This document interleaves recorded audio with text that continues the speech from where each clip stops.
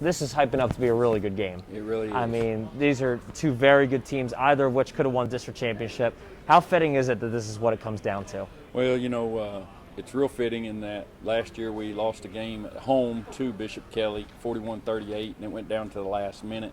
Our kids have, we circled several teams on our schedule, and Bishop Kelly's one of them. We wanted to play our best football. In order to win a conference championship, we knew it went through Bishop Kelly. And I know over the past probably 15 years, maybe 11 of these games have come down to the last minute. How do you win a game like that knowing it's probably going to be that close again? You better have been preparing all year. Because, they're so well coached. Their kids play so hard. They're very similar to us in a lot of ways in how hard they play and how physical. It's just a great football game every year. I think the series is tied 12-12. We're just hoping to make it 13. 13 wouldn't be bad luck this year. I like that answer. I'm going to use that. So, man, I was talking with some of your guys just now, and they used words like smart and physical, and they get the small things done. They do the little things right. How do you coach a team that's done the little things right progressively more and more every year? How do you coach your team to doing all the little things right, to winning every single battle? Or do they do it themselves now? Honestly, they've done a really good job of being real coachable all year. Their attitudes have been great. They play hard. They take care of a lot of it themselves, but the one thing we got to remember is play one play at a time.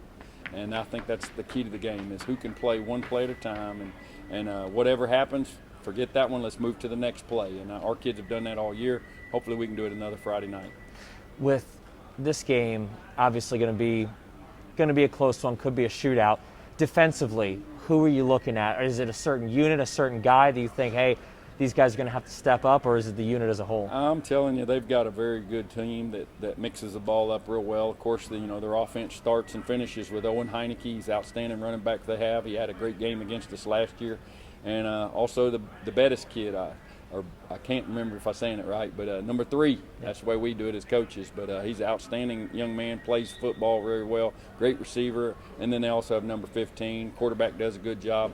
And they run between the tackles exceptionally well. So how do you stop that? What do you tell your defense?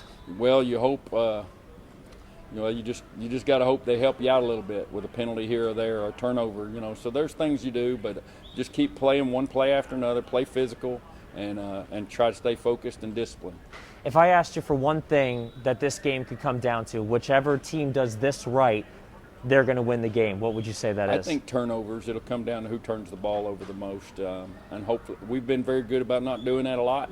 Hopefully we don't start this Friday night. In terms of how good this team is, we're talking about a historically good Coweta team.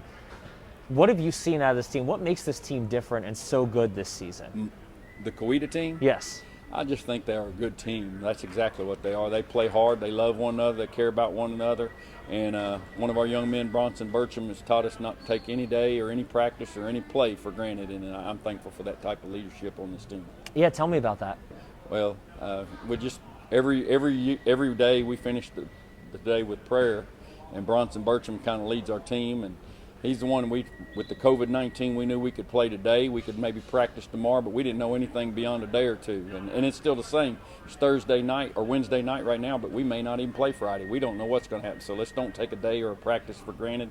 Let's cherish every moment, and that's kind of what these kids have done. For these guys, especially these seniors, what has it meant to be able to play this season, and what does it mean to them to be able to play for district championship? Well, I tell you, I guess you couldn't say anything more than it's a dream come true, with the way everything's went down, losing all our spring sports, and then for our kids to have the opportunity to play now going on 9 games, and then on top of that have the opportunity to play for a district championship. That's pretty awesome.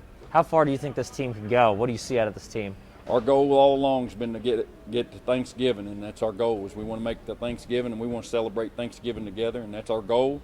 This week just makes it a little bit more special. Coach, thank you so much. I appreciate it. Man.